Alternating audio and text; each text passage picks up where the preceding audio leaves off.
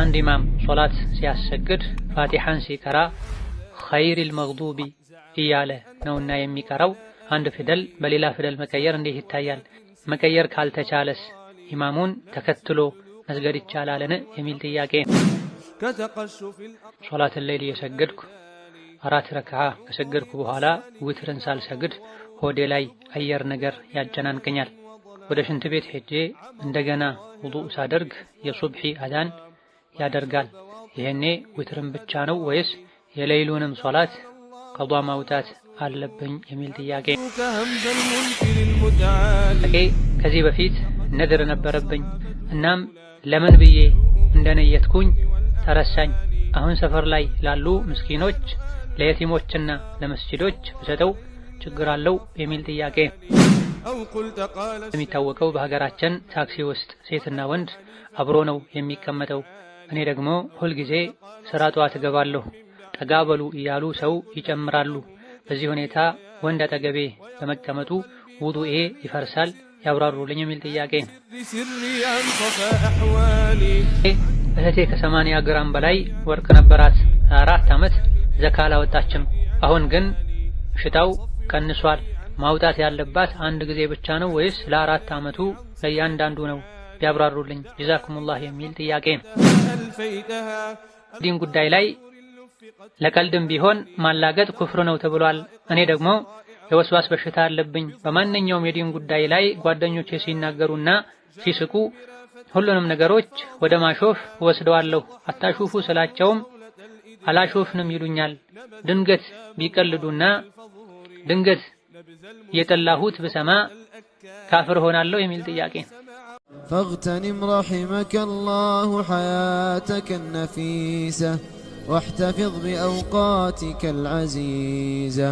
الحمد لله حمدا كثيرا طيبا مباركا فيه كما يحب ربي ويرضى، والصلاة والسلام على نبينا محمد وعلى آله وأصحابه ومن اهتدى بهداه واتبع سنته إلى يوم الدين. اللهم لا علم لنا إلا ما علمتنا إنك أنت العليم الحكيم.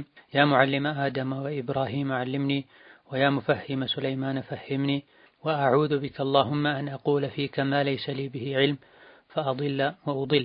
ثم ما بعد، السلام عليكم ورحمة الله وبركاته። ይህ ክፍል 134 ከተማሪዎች ለሚመጡ ጥያቄዎች መልስ የምንሰጥበት የዛዱል መዓድ ፈታዋ ነው። ዛሬ ከምናያቸው ጥያቄዎች የመጀመሪያው ሶላትን ሌሊት የሰገድኩ 4 ረክዓ ከሰገድኩ በኋላ ውትርን ሳልሰግድ ሆዴ ላይ አየር ነገር ያጨናንቀኛል። ወደ ሽንት ቤት ሄጄ እንደገና ውዱእ ሳደርግ የሱብሒ አዛን ያደርጋል። ይሄኔ ውትርን ብቻ ነው ወይስ የሌሊቱንም ሶላት ቀዷ ማውጣት አለብኝ? የሚል ጥያቄ ነው።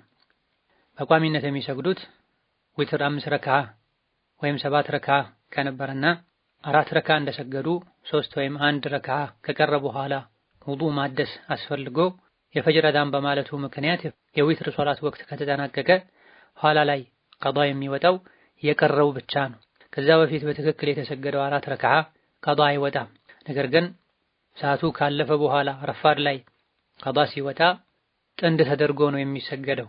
የቀረው 1 ከነበረ 2 ተደርጎ፣ 3 ረክዓ ከነበረም 4 ተደርጎ ነው ቀዷ የሚወጣው። ይሄ የሚሆነው ዊትር ሶላት ላይ ብቻ ነው፣ ያለ ወቅቱ በቀን ሲሰገድ ነው። ወይላ ሌላ በበቂ ምክንያት ወቅቱ ያለፈን ሶላት ቀዷ ስናወጣ 4 ከሆነ 4፣ 2 ከሆነ 2፣ 3 ከሆነ 3 አድርገን ነው ቀዷ የምናወጣው።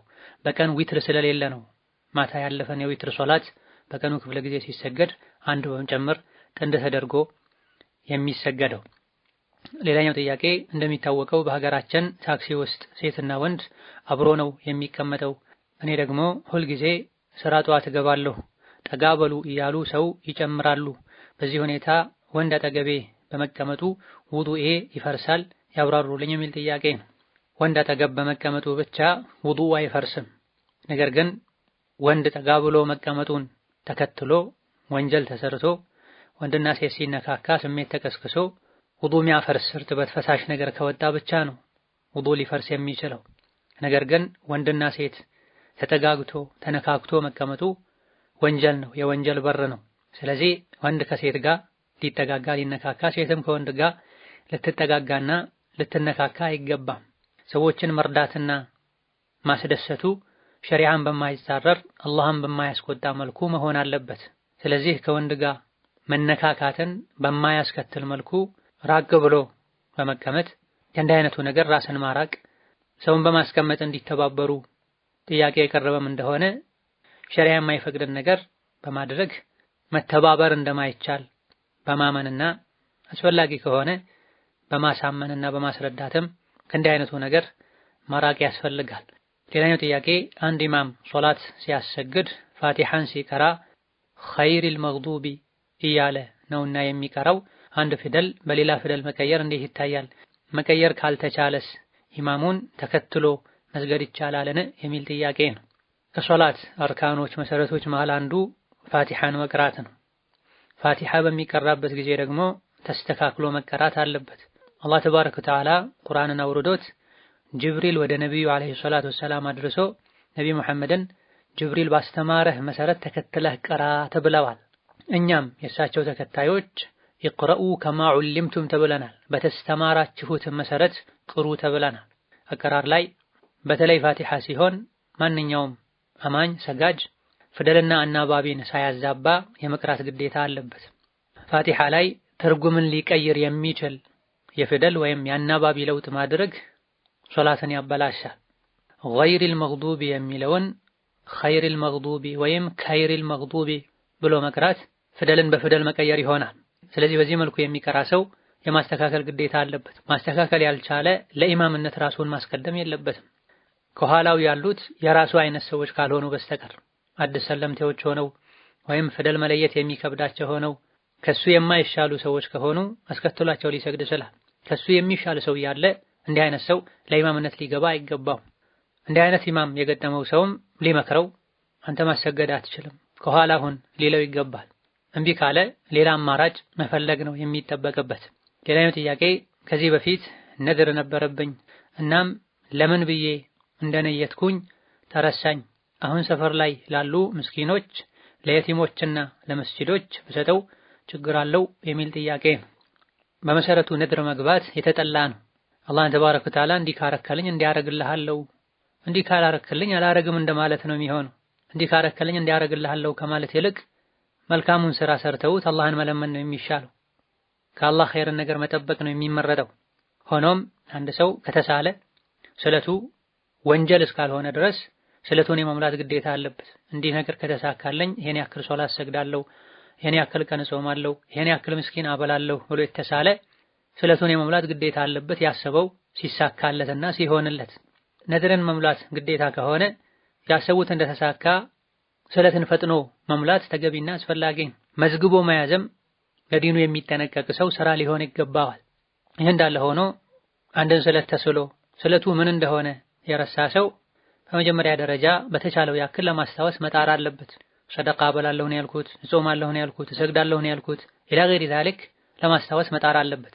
ቤተሰቡን የሱን ምስጢሮችን የሚያውቁ ሰዎችንም ሊጠይቅ ጥረት ሊያደርግ ይገባል። ይህ ሁሉ ተደርጎ በምንም መልኩ ማስታወስ ካልተቻለ የመሐላ ከፋራ ነው የሚወጣለት። የመሐላ ከፋራ አንድ ባሪያ ነፃ ማውጣት ወይም 10 ምስኪን አንድ ጊዜ አጥግቦ ማብላት፣ ለራስ ከሚመገቡት መካከለኛ ምግብ፣ አሊያ ደግሞ 10 ምስኪን ለሶላት የሚሆን ልብስ ማልበስ ነው። ከዚህ መሃል የተኛውንም ማድረግ ያልቻለ ሰው 3 ቀን ይጾማል። በተከታታይ ቢሆን መልካም፣ በተከታታይ ማድረጉ ግዴታ አይሆንም። ይሄ የመሐላ ከፋራ ይባላል። የመሐላ ከፋራ ቀጥታ 3 ቀን መጾም ብቻ አይደለም። ቀደም ሲል የተጠቀሱትን ያልቻለ ሰው ነው 3 ቀን የሚጾመው። ስለት ተስሎ ስለቱ ምን እንደሆነ የረሳ ሰውም በምንም መልኩ ማስታወስ ካልቻለ ይሄን ነው የሚያደርገው። ሌላኛው ጥያቄ እህቴ ከ80 ግራም በላይ ወርቅ ነበራት። 4 ዓመት ዘካ አላወጣችም። አሁን ግን ሽታው ቀንሷል። ማውጣት ያለባት አንድ ጊዜ ብቻ ነው ወይስ ለ4 ዓመቱ ለእያንዳንዱ ነው? ቢያብራሩልኝ ጀዛኩሙላህ የሚል ጥያቄ ነው። ዘካ ከእስልምና 5ቱ ማዕዘናት መሃል አንዱ ነው። መስፈርቱ ከተሟላ ዘካ የወጀበበት ሰው ወዲያውኑ ፈጥኖ ዘካ ማውጣት አለበት። ማዘግየት ተገቢ አይደለም። ወአቱ ሐቀሁ የውመ ሐሳዲህ ብሏል አላህ ተባረከ ወተዓላ ስለ ጥራጥሬ ስለ ምርት ዘካ ሲናገር ባጨዳችሁበት ዕለት ዘካውን ስጡ ብሏል። ወርቅና ብርም ይሁን ሌሎች ዘካ የሚወጅባቸው ንብረቶች ዓመት እንደሞላቸው መስፈርቱ እንደተሟላ ወዲያው ዘካውን ሐቁን አውጥቶ ራሱን ማጥራት ራስን ማጥራት ተገቢ ነው። ሰው ልጅ መቼ እንደሚሞት አያውቅም። ከሞተ በኋላ ምን እንደሚገጥመው ወራሾቹ ምን ሊያደርጉ እንደሚችሉም በእርግጠኝነት ማወቅ አይችልምና ኃላፊነቱን ቶሎ መወጣት ይጠበቅበታል። አማኝ የሆነ ሰው ባለማወቅም ይሁን በማወቅ ይሄን ያደረገ ሰው ተውበት ማድረግ ይጠበቅበታል። ባለማወቅ ማድረጉም ጭምር ተውበት ያስፈልገዋል ወይ? አዎ ያስፈልገዋል። ይሄ መታወቅ ያለበት ጉዳይ ነው። አርካነል ኢስላም ግልጽ የሆነ ጉዳይ ነው። ተውበት ከማድረግ ጋር ዘካ የሚወጅብበት መጠን ደርሶ ዘካ ሳይወጣበት ያለፉትን አመታት በሙሉ ዘካውን ማውጣት ያስፈልጋል። የአንድ አመት ብቻ ሳይሆን የአንድ አመት ብቻ ይበቃል የሚባለው የሆነ ሰው ጋር የነበረን ገንዘብ እንደሚመለስ እርግጠኛ ካልሆነን፣ ተስፋ ከቆረጠን፣ መቼ እንደሚመለስ ሳናቅ እየጠየቀን ሳይሰጠን ቀርቶ መጨረሻ ላይ ከተመለሰልን ነው የቆየውን ያክል ጊዜ ቢቆይ የአንድ አመት ብቻ ይበቃዋል የሚባለው። አማ እጃችን ላይ ያለ ወይም ደግሞ በፈለግነው ጊዜ ሊመልስልን እንደሚችል የምናውቀው ሰው ጋር የነበረ የዘካ ንብረት የእያንዳንዱ አመት ዘካ ሊወጣበት ይገባል። ከአራቱ አመት ውስጥ ሁለተኛው ሶስተኛው አመት መጠኑ ዘካ ከሚወጅብበት መጠን ዝቅ ብሎ ከነበረ ዘካ ከሚወጅብበት መጠን ያነሰ ሆኖ ያለፉት አመቶች ዘካ አይወጣበትም። አራቱም አመት ላይ ዘካ ማውጣት የሚወጅብበት መጠን ላይ 85 ግራም እና ከዛ በላይ ሆኖ ከሆነ ያለፉት አራቱም አመቶች የአራቱንም ሂሳብ ሰርቶ የማውጣት ግዴታ አለባት። ዘካ ወጅቦበት ሳለ ሸጣው መቀነሱ ዘካውን አያስቀረው። ተቀማጭ ገንዘብ ካላት ከዛ ዘካ ማውጣት ከሌለ ሳገኝ አወጣለሁ ብላ መዝግባ ማስቀመጥ ይኖርባታል። ሌላኛው ጥያቄ ዘመዶቼ ገንዘብ ወስደውብኝ ተጣልተናል፣ ነገር ግን ለአላህ ብዬ አውፍ ብያለሁ ብዬ ትቼዋለሁ። ቢሆንም አልደውልላቸውም፣ ግዴታ መደወል አለብኝ? ሀገር ስገባ ሄጄ ጠይቃቸዋለሁ ብዬ አስቤያለሁ። ኢንሻአላህ አሁን ላይ ምንም ቅሬታ የለኝም በእነሱ ላይ። በፊት ግን እቤታችሁ አልመጣም ብዬ ነበረ። ሀገር ሲሄድ እቤታቸው ብገባ መሐላው እንዴት ይታያል የሚል ጥያቄ ነው። ሙስሊም ወገኑን በተለይ ቤተሰብ ዘመዱን በአዱንያዊ ምክንያት ከ3 ቀን በላይ ማኩረፍ አይቻልም። ገንዘብ ወስዶብኛል፣ ታምሜ አልጠየቀኝም ኢላ ገይሪ ዛሊክ እያሉ የነፍስን ሐቅ ዱንያዊ ጉዳይ እያነሱ ሙስሊም ወንድምን እህትን በተለይ ደግሞ ዘመድን ከ3 ቀን በላይ ማኩረፍ አይቻልም። 3 ቀንም የሚፈቀደው ራስን ለማረጋጋት ቁጣን ለማብረድ። ከዛ በላይ የተኮራረፉ እንደሆነ የሰሩት ስራ ወደ ሰማይ እንደማይወጣ እስኪታረቁ ድረስ የነሱን ስራ አቆዩት እንደሚባል ተነግሯል። ለአላህ ከሆነ ነው፣ በዲን ምክንያት ከሆነ ነው። መክሮ ዘክሮ እምቢ የተባለ ሰው ማኩረፉ ተጽዕኖ የሚያሳድር ከሆነ ጥፋተኛ ወንጀለኛ የሆነን ተመክሮ አልመለሰን ያለን አካል ማኩረፍ ይችላል። ይሄም ማኩረፉ የሚጠቅም ከሆነ ነው። ማኩረፉ የሚያባብሰው ከሆነ ይሄንም ቢሆን መምከሩ መታገሱ ዝምድናውን መቀጠሉ የተሻለ ይሆናል። መሐላውን በተመለከተ ነቢያችን ሰለላሁ ዐለይሂ ወሰለም ኢማም ሙስሊም ሌሎችም ከአቡ ሁረይራ በዘገቡት ሐዲስ መን ሐለፈ ዐላ የሚኒን ፈረአ ገይረሃ ኸይረን ሚንሃ ፈሊዩከፍር ዐን የሚኒሂ ወሊየፍዐል ብለዋል። አንድን መሐላ የማለ ሰው ከዛ በኋላ አላደርገውም ያለው ነገር ማድረጉ የተሻለ ሆኖ ካገኘው ለመሐላው ከፋራ ያውጣ፣ ከዛም ያን ነገር ያድርገው ብለዋል። እናንተ ቤት አልገባም ማለት ዝምድናን መቁረጥ ነው፣ መግባቱ ኸይር ነው። ስለዚህ ለመሐላው ከፋራ አውጥቶ ከፊት ካለፉ ጥያቄዎች መሃል አንዱ ላይ በተብራራው መሰረት የመሐላን ከፋራ አውጥቶ መግባት ዝምድናውን መቀጠል ነው። እስከዛም ባለው መደወል ግዴታ ነው ወይ? በቋሚነት በየጊዜው መደወሉ ዋጅብና ግዴታ አይሆንም። በላጭና ጥሩ የሚባል በበጎ ፈቃደኝነት የሚያደርጉት የሱላ ደረጃ ቢሆን እንጂ ደውሎ መጠየቁ ግዴታ የሚሆነው እንዲደውሉ ግዴታ የሚያደርግ ነገር ሲፈጠር ነው። ለቅሶና አደጋ መሰል የሆኑ ነገሮች ሲኖሩ ሁሉ ዘመድ በአካል ቀርቦ ደውሎ እየጠየቀ በእንዲህ አይነቱ ወቅት ላይ አለመደወሉ ዝምድና መቁረጥ ስለሚሆን ስለሚመስል በእንዲህ አይነቱ ሙናሰባዎች አጋጣሚዎች ላይ ደውሎ መጠየቁ ግዴታ ይሆናል። አንድ ዝምድና መቀጠያ መንገድ ስለሚሆን አለማድረጉ ዝምድና መቁረጥ፣ መረሳሳት፣ መራራቅ ስለሚሆን ከዚህ ውጭ ያለው በበጎ ፈቃደኝነት የሚደረግ ነው።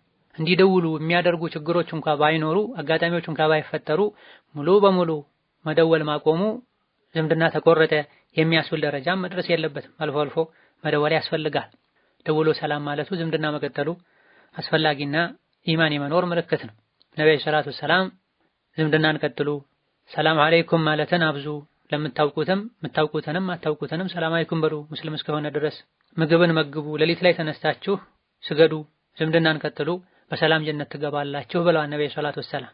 ሌላኛው ጥያቄ የምኖረው አረብ ሀገር ነው። እህቴ ወደ አኺራ ሄደችብኝ፣ ዱዓ አድርጉላት።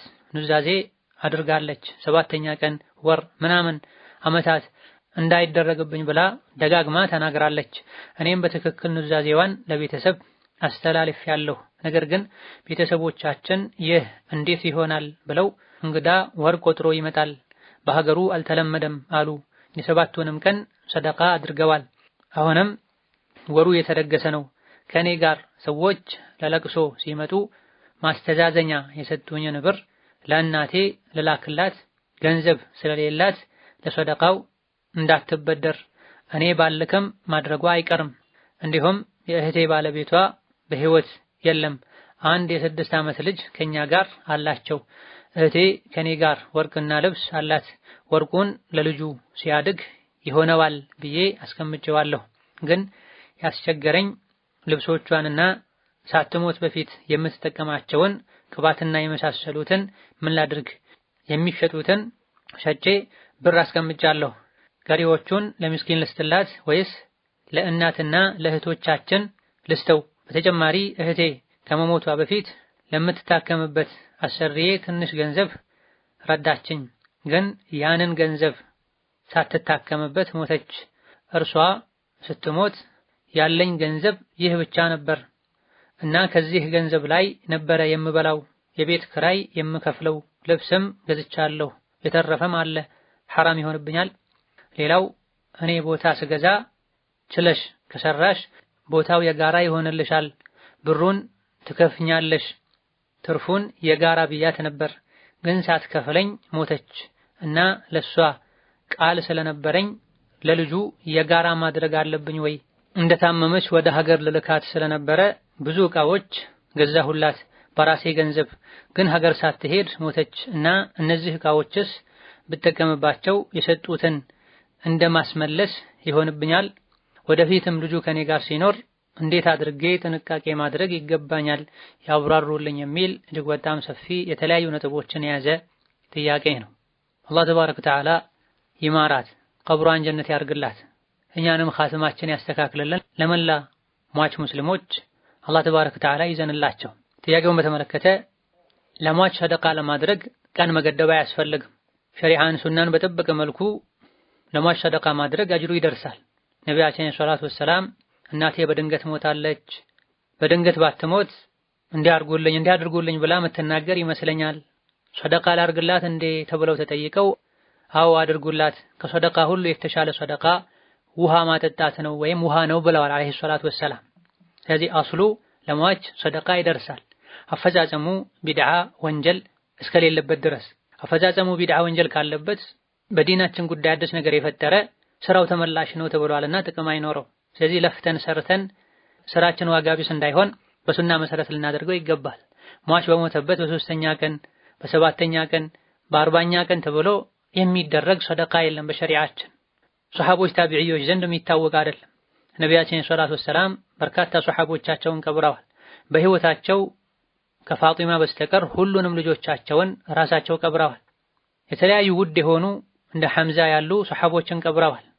ለማናቸውም እንዲህ አይነት ነገር አድርገዋል የሚል የተነገረ ነገር የለም። ከዛ በኋላም ሱሐቦች ነቢ ሲሞቱ ይሄን አላደረጉም። በሱሐቦች ዘመንም ሱሐቦች ይሄን ያደርጉ እንደነበረ ወይም የሱሐቦች ተከታዮች ታቢዒዎች ይሄን ያደርጉ እንደነበረ አልተነገረም። ኢማም አቡ ሐኒፋ፣ ኢማም ማሊክ፣ ኢማም ሻፊዒ፣ ኢማም አሕመድ ሌሎችም ታዋቂ የዲን መሪዎች ይሄን አድርጉ ብለው የፍቅህ ክታቦቻቸው ላይ አልተናገሩም። የሀገራችን ህዝብ የሚከተለው የሻፊዒያ መዝሀብ ነው። ኢማሙ ሻፊዒ ራሳቸው ለቅሶ ቤት ላይ መሰብሰብን፣ ምግብ የደገሱ መብላትን እጠላለሁ ብለዋል። የተከለከለ እንደሆነ እንደማይደግፉ ገልጸዋል። ማንን ነው የምንከተለው? አርአያችን ማን ነው? ቆም ብለን እናስብ ይገባናል። ሶላቱ ላይ፣ ጾሙ ላይ ነቢይን ኢማሙ ሻፊዒን የተከተለን እንዲህ አይነቱ ነገር ላይ ባህልን፣ የሰው ፍላጎትን የምናስቀድም ከሆነ እስላም አልገባንም ማለት ነው። እንድንከተል የታዘዝነው ቁርአንና ሐዲስን ነው። ሱሐቦችን ቀደምት ትክክለኛ ሙስሊሞችን ነው። የሰዎችን ስሜትና ባህል ከተከተለን የሰዎች ባህልና ስሜት የተለያየ ነው። እንደ ሀገሩ እንደ ዘመኑ የሚለያይ ነው። አላህ ተባረከ ወተዓላ አንድ መንገድ ብቻ እንድንከተል ነው ያዘዘን። መንገድ አንድ ሊሆን የሚችለው ነቢይን ብቻ ስንከተል ነው፣ በደስታም በሐዘን። ስለዚህ ሰደቃውን በተመለከተ ለሷ የሚጠቅም አጅሩ የሚደርሳት የሆነ ሰደቃ ይደረግላት፣ ሱናን በጠበቀ መልኩ። ቁርአን ገዝተው መስጂድ ያስቀምጡላት፣ መስጂድ ላይ ምንጣፍ ያንጥፉላት፣ ውሃ የሌለበት አካባቢ ላይ የውሃ አቅርቦት እንዲኖር ይደረግላት። አካባቢው ላይ ያሉ የተቸገሩ አቅመ ደካሞች ምስኪኖች ምግብ በስሎም ይሁን ጥሬው እንዲደርሳቸው እንዲበሉ ይደረግ። የሚጠቅመው ይሄን የተረፈ ቀን ገድቦ ሰው ሰብስቦ ሰላዋት እያሉ ቁርአን በጋራ እየቀሩ ሰደቃ አደርጋለሁ ማለት መልፋት ነው የሚሆን። በመሰረቱ የተፈቀደ ዒባዳ እንኳ ቢሆን አፈጻጸሙ ላይ ቢድዓ ከተጨመረበት ውድቅ ይሆናል፣ ፍሬ አይኖረውም። ጥያቄው ላይ እንዳለው እሷ ወሲያ ተናግራለች። የወር የዓመት እያሉ ምንም እንዳያደርጉ ብላለች። ወሲያ የተነገራት እህትም ወይም የተነገረው ወንድምም ወሲያውን ለቤተሰብ አድርሷል፣ ተናግሯል። ይህ ከመደረጉ ጋር ቤተሰብ ከቀየረው እሷ ላይ የሚደርስ ወንጀል አይኖርም። ወሲያ የተነገረውና መልእክቱን ያስተላለፈውን ሰው ወንጀለኛ አይሆንም። ይልቅ ወንጀለኛ የሚሆነው فمن بدله بعدما سمعه فإنما إثمه على الذين يبدلونه إن الله سميع عليم እንዳለው ነው አላህ የሚሆን። ሱረቱል በቀራ ላይ ወሲያን ኑዛዜን ከሰማው በኋላ የቀየረና ያዛባ ሰው ወንጀሉ የቀየረው ሰው ላይ ነው የሚሆነው። አላህ ተባረከ ወተዓላ ሁሉን የሚሰማ ሁሉን የሚያውቅ ጌታ ነው ብሏል። ለቅሶ ለመድረስ የሚመጡ ሰዎች የሚሰጡትን ገንዘብ ለእናት መላኩን በተመለከተ እናት ቢድዓ የሆነ ነገር ልሰራበት ይህን መላክ ተገቢ አይደለም፣ ባይላክላትም ትሰራለች ለሚለው እኛ ወንጀል ላይ መተባበር የለብንም። ከሰራች በራሷ መንገድ ሰርታ ራሷ ትወጣው ነው የሚባለው። አይቻልም፣ ተገቢ አይደለም፣ ቢድዓ ነው ብሎ ከመምከር ጋር። ጥላው የሞተችውን ንብረት በተመለከተ አንድ ሰው ሲሞት ትቶት የሞተ ነገር በሙሉ የውርስ ንብረት ነው የሚሆነው ይብዛም ይነስ። በመሆኑም ልብሱን ለሷ አጅሩ እንዲደርስ በሚል ከንብረቷ ከአንድ ሶስተኛ ተመድቦ ሰደቃ መስጠት፣ ካልሆነ ደግሞ ውርስ ለሚገባቸው ቤተሰቦች ሸሪዓ ባስቀመጠው የውርስ ክፍፍል መሰረት እንዲከፋፈል ማድረግ ነው። ቤተሰብ ተመካክሮ ይከፋፈል ካለ ሸሪዓን በጠበቀ መልኩ ማከፋፈል፣ አይለሷ ሰደቃ ይሁን ካሉ ደግሞ ልብሱን ራሱን በመስጠት አሊያ ደግሞ ሸጦ ገንዘቡን ለአቅመ ደካማ በመስጠት ማስተካከል ይቻላል። አላቂ የሆኑ ዕቃዎችን በተመለከተም ይሄን ነው የምንለው። ቅባት መሰል ነገሮች ተጠቅሰዋል። የውርስ ንብረት ነው የሚሆን። በህይወት ያለች ለሕክምና ተብሎ በሷ ስም ተሰብስቦ ወይም ተገኝቶ የነበረ ገንዘብም የሷ ሐቅ ነው። ሳትታከምበት ከሞተ የውርስ አካል ነው የሚሆን፣ የውርስ ንብረት አካል ነው የሚሆን። ወራሾች ሳይስማሙ ንብረት ሳይከፋፈል ለሷ ሕክምና ተብሎ የተሰበሰበን ገንዘብ መጠቀም አይቻልም። ከተጠቀሙ መተውበትና መመለስ ማስተካከል ያስፈልጋል። እሷ ሳትሞት በፊት ከሆነ ገንዘብ ወጪ የተደረገው ልብስ የተገዛው ቤት ኪራይ የተከፈለው እሷ ፈቅዳ ከሆነ ችግር የለው። እሷ ሳትፈቅድ ከሆነ በእሷ ስም እስከመጣ ድረስ የሰጠው ማንም ይሁን ማን ያመጣው ማንም ይሁን ማን ያለ ፈቃዷ መንካት አይቻልም። ሳያልቅና ሳትጠቀመው ከሞተችም የውርስ ንብረት አካል ነው የሚሆን። የቤት ኪራይን በተመለከተ እሷ ያለች አብሮ ለሚኖርበት ቤት ከሆነ የወጣው በተለምዶ አብራችሁ የምትከፍሉ ከሆነ እሷ የምትከፍለውን ያክል ከዛ ላይ ማንሳት ይቻላል። ወይም እኔን ለማስታመም በማለት ከኔ ጋር ቁጭ ስላልክ ወይም ቁጭ ስላልሽ ከኔ ገንዘብ ይከፈል የሚል ስምምነት ኖሮ ከሆነም ይሄኔ አያስከፈልም፣ ችግር አይኖርም። ይህ ካልሆነ ግን መከፈል አለበት። ከሷ ገንዘብ ወስዳለሁ ቀንሳለሁ በሚል ንያም የተደረገ ወጪ ከሆነ መቀነስ ይቻላል፣ ችግር የለው። መጀመሪያ ግን ንያ ካልነበረ ኋላ ላይ ገንዘብ ስለተገኘ ብቻ መቁረጥም አይቻልም። እሷ በህይወት ያለች ወደ ሀገር ለማስገባት በሷ ስም ተገዝቶ የነበረ ዕቃ በሙሉ የሷ ነው የሚሆነው። እሷ ሀገር ሳትገባ እንኳን ብትቀር ለሷ ተብሎ ከእጅ ከወጣ ከተገዛ ከተመደበና እሷ ከተቀበለች በኋላ ወደ ሀገር ሳትገባ ስለሞተች ገዝቶ የሰጠው አካል ለራሱ ማድረግ አይችልም። አዎ ጥያቄው ላይ እንደተጠየቀው ስጦታ ሰጥቶ ስጦታን መመለስ ውስጥ ይካተታል። ነብዩ ሰለላሁ ዐለይሂ ወሰለም ከልክለዋል። ይሄ ስጦታ ሰጥቶ ሲያበቃ መልሶ የሚወስድ ያስመለሰውን ተመልሶ እንደሚበላ ውሻ ነው ብለዋል። በሌላ ሐዲስ ነብዩ ሰለላሁ ዐለይሂ ወሰለም መጥፎ ምሳሌ ለኛ ለሙስሊሞች አይገባንም ብለዋል። ይህ ላይ የተጠቀሰው ምሳሌ መጥፎ ቆሻሻ የሆነ ተግባር ነው። ሙስሊም እንዲህ ነገር አያደርግም ማለት ሐራም ነው፣ ለሷ አይገባውም ማለት ነው። ስለዚህ እሷ ሆኖ የውርስ አካል ነው የሚሆን። ሳታውቅና ሳትቀበል በፊት ከሆነ የሞተችው ስለገዙት ብቻ የሷ አይሆንም። የተገዛለት አካል ሲረከብ ነው የሱ ሆኗል የሚባለውና በዚህ ገንዘብ ላንቺ ልገዛ ነው ተብሎ ተነግሯት እሺ ግዙልኝ ብላ ሳትል በፊት ከሆነ የሞተችው ይሄኔ የገዛው አካል ለራሱ ቢያደርገው ችግር አይኖርም። ተገዝቶ ካስረከቧት በኋላ አሊያ ደግሞ በዚህ መልኩ ላንቺ ልንገዛ ነው ከተባለና እሺ ብላ ተስማምታ ከወከለች በኋላ ከሆነ የሞተችው የውርስ አካል መሆን አለበት። ከዚህም ይሁን ከሌላኛው የሟች ሐቅ ከሆነ ንብረት ለግሉ የተጠቀመ ያለ አግባብ ወጪ ያደረገ ሰው ካለ መተውበት ያወጣውን ወጪ መተካትና ማስተካከል ይጠበቅበታል። የቤቱን ጉዳይ በተመለከተ ወጪ አድርጋ ገንብታ ከነበረ ባወጣችው ወጪ ልክ አዎ ወራሾች ይጋራሉ። ስምምነት ብቻ ከነበረና ምንም ያደረገችው ወጪ ከሌለ ግን ማጋራቱ ግዴታ አይሆንም።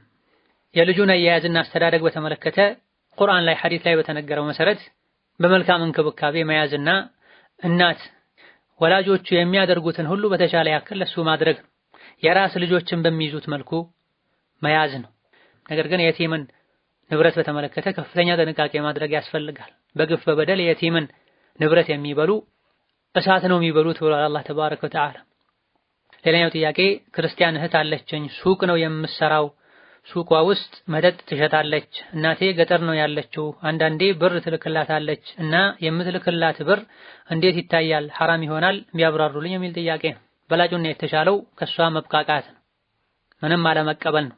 በተለይ ኸምርና ሐራም የሆኑ ነገሮችን የሚሸጥ ከሆነ ይሄን ማድረግ ካልተቻለ ስጪኝ ሳትባል ለኛ ብለሽ ሐራም ሰርተሽ አምጪ ሳትባል እሷ ለራሷ አምናበት ሰርታ ከምትተዳደርበት ገንዘብ ቀነሳ ብትሰጥ መቀበሉ ሐራም ነው አይባልም።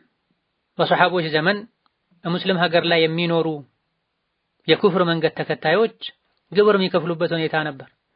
ኸምር እየሸጡ ሐራም የሆኑ የተለያዩ ግብይቶችን ያካሄዱ ካገኙት ገንዘብ ግብር ሲከፍሉ አላህን በጣም የሚፈሩት ለዲን በጣም የሚጠነቀቁት ዑመር ኢብኑ አልኸጣብ ጅዝያ ግብር ይቀበሏቸው ነበር። እየሰጡ ያለው ነገር ራሱ ሐራም ካልሆነ ለኛ ብቻ ብለው በሐራም መንገድ ያመጡት ገንዘብ እስካልሆነ ድረስ በመሰረቱ መቀበሉ ሐራም ነው አይባልም። መተውና ከእንዲህ አይነት ነገር ራስን ማጥራቱ ግን የተሻለ ይሆናል። ሌላኛው ጥያቄ በዲን ጉዳይ ላይ ለቀልድም ቢሆን ማላገጥ ኩፍር ነው ተብሏል። እኔ ደግሞ የወስዋስ በሽታ አለብኝ። በማንኛውም የዲን ጉዳይ ላይ ጓደኞቼ ሲናገሩና ሲስቁ ሁሉንም ነገሮች ወደ ማሾፍ ወስደዋለሁ። አታሹፉ ስላቸውም አላሾፍንም ይሉኛል። ድንገት ቢቀልዱና ድንገት የጠላሁት ብሰማ ካፍር ሆናለሁ የሚል ጥያቄ። ይሄ ወስዋስ ነው። አላህ ተባረከ ወተዓላ ከወስዋስ ይጠብቀን። ወስዋስ ከባድ የሆነ አደጋ ነው። ቀስ ያለ ከዲን ሊያወጣ የሚችል በተለያዩ ዒባዳዎችን ሊያስተው የሚችል በሽታ ነውና ታግሎ ከዚህ ራስን ማላቀቅ ያስፈልጋል። መድኃኒቱ እንዲህ አይነትን ሐሳብ ማቆምና መተውን፣ መጨነቅን መተውን። አላህ የሰውን ልጅ ከአቅሙ በላይ በሆነ ነገር አይቀጣውም፣ አይጠይቀውም። ወልአስሉ በቃኡ ማ ካነ ዐላ ማ ካነ። በመሰረቱ ሙእምን ሙስሊም የሆነ ሰው ከሙእሚንነቱ ከሙስሊምነቱ የሚያወጣው ግልጽ የሆነ የማያሻማ ነገር እስካልተከሰተ ድረስ በጥርጣሬ ብቻ ከፍር ያለው ውዱእ ይፈርሰዋል ወዘተ እያሉ መጨነቅ አያስፈልግም። ፈልየቂኑ ላ የዙሉ ብሸክ። በእርግጠኝነት የሚያውቁት ያለ ነገር በጥርጣሬ አይወገድም። ይሄ ጥያቄ ራሱ የወስዋስ ውጤት ነው። ወስዋስ መተው ነው ያለበት። ፈደዕ ሊኩሊ ወስዋሲን የጂ ቢሂ ሉከዕ እንዳሉት ወራዳና እርኩስ የሆነው ሸይጣን የሚያመጣውን ወስዋስ በሙሉ ተወው ነው የተባለው፣ ተከተለው አልተባለም። ሁሉም አይነት ቀልድ ከእስላም አያወጣም። ሁሉም አይነት ቀልድም አይጠላም። ነብዩ ቀልደዋል አለይሂ ሰላቱ ወሰላም። ነገር ግን ቀልዳቸው ሐቅ ነበር። ሙስሊም ሳያበዛ መለያና መታወቂያው ሳይሆን በመጠኑ መቀለድ ይችላል። አንዳንዴ ሊያስፈልግም ጭምር ይችላል። በዒባዳ በቁም ነገር የደከሙ መንፈሶችን ያድሳል። ነገር ግን በመጠኑ መሆን አለበት። ልክ እንደ ጨው ነው። ምግብ ላይ ጨው ከበዛ ምግብ አይበላም፣ አይጥም። እንደዚሁ ጨው ካነሰም ይበላሻል፣ አይጥም። ህይወታችን ላይም ልክ እንደዚሁ በመጠኑ ጨዋታና ቀልድ ያስፈልጋል። መብዛት ግን የለበትም፣ ቀልብ ማድረቅ የለበትም። ስለዚህ የቀለደን ሁሉ በዲን ቀልደሃል፣ በዲን አሾፋል መባል የለበትም። በተጨባጭ ግን በዲን ላይ ካሾፈ፣ በዲን ላይ ከተሳለቀ ይህኔ ከእንዲህ አይነቱ ሰው ጋር መቀመጥ አይቻልም። በልብ ብቻ መጥላቱም በቂ አይደለም። አላህ በተከበረው ቃሉ ኢዛ ሰሚዕቱም አያት ላህ ዩክፈሩ ቢሃ ወዩስተህዘኡ ቢሃ ፈላ ተቅዑዱ መዐሁም ሐታ የኹዱ ፊ ሐዲሲን ገይሪህ ኢነኩም ኢዘን ሚስሉሁም ብሏል። ቁርአን ላይ ወርዷል፣ ተነግሯችኋል። በአላህ አንቀጽ ሰዎች ሲክዱ ሲያላግጡና ሲያሾፉ ካያችሁ ከሰማችሁ ከነሱ ጋር አትቀመጡ ተብላችኋል። ርዕስ እስኪቀይሩ ድረስ በቁርአን በሐዲስ በሸሪዓ ማሾፍ ማላገጡን ትተው ወደ ሌላ ርዕስ እስኪገቡ ድረስ ከነሱ ራቁ ተብላችኋል። ኢነኩም ኢዘን ሚስሉሁም በዲን ያሾፉና ያላገጡ ከነሱ ጋር አብራችሁ ቁጭ ያላችሁ እንደሆነ እናንተም ልክ እንደነሱ ናችሁ ተብሏል ቁርአን ላይ። ፈልጃሊሱ ለሁ ሁክሙል ፋዒል ነው። በእንዲህ አይነቱ ሁኔታ ላይ አብሮ የተቀመጠ ሰው ድርጊቱን የሚፈጽሙ አይነት ሰዎች ብይን ነው የሚኖረው ተብሏልና በልብ መጥላት ብቻ በቂ አይደለም። እንዲህ አይነቱ ቦታ ላይ ተነስቶ መሄድ ያስፈልጋል። ሌላኛው ጥያቄ እህቴ ከቤተሰብ ልጅ ጋር ትዳር ነበራት። ልጁ ጋር ተለያይተው ሱዳን ሄደች። ኒካሑ መውረዱን እርግጠኛ አይደለሁም። ነገር ግን ከሱዳን ተመልሳ ክርስቲያን አገባች። ነስአላህ ሰላም ወልዓፊያ። ልጅም ወለደች። ከዚያም ወደ ዱባይ ሄደች። የአክስታችን ልጅ ሸሃዳ በስልክ አስደረጋት። ሰለመች። ስለ ሶላት ስጠይቃት እሰግዳለሁ ትላለች። አሁን ላይ ሀገር ገብታለች። ነገር ግን ክርስቲያኑ ባለቤቷ ትመለስልኝ እያለ ቤተሰብ እያስቸገረ ነው። እሷም አልፈልግም አለች። ግን እምቢ ያለችው በሃይማኖቱ ሳይሆን ጨቅጫቃ ነው ብላ ነው። የምትሰግድም የምትጾምም አይመስለኝም። ምን ማድረግ አለብን? ከእኛስ ምን ይጠበቅብናል? የሚል ጥያቄ ነው። ሙስሊም ሴት ከእስልምና ውጭ ያለን መንገድ የሚከተልን ወንድ ማግባት አትችልም። ወላ ቱንኪሑል ሙሽሪኪነ ሐታ ዩእሚኑ ብሏል አላህ በግልጽ ቃል። ሙሽሪኮችን ካፍሮችን አታጋቧቸው፣ ሙስሊም ሴትን አትዳሯቸው ሐታ ዩእሚኑ በአላህ እስካላመኑ ድረስ ብሏል። ለሰልም ነው ብሎ እንኳ ማግባት ኒካህ ማሰር ቃል መግባት አይቻልም። ቀድሞ ይስለም፣ ሶላት ይስገድ፣ ዲንን ይወቅ፣ አኽላቁ ስነ ምግባሩ ያማረ ይሁን። አኽላቁን ዲኑን የምትወዱት ሰው ሲመጣ ዳሩን የተባል ነው በሸሪዓ።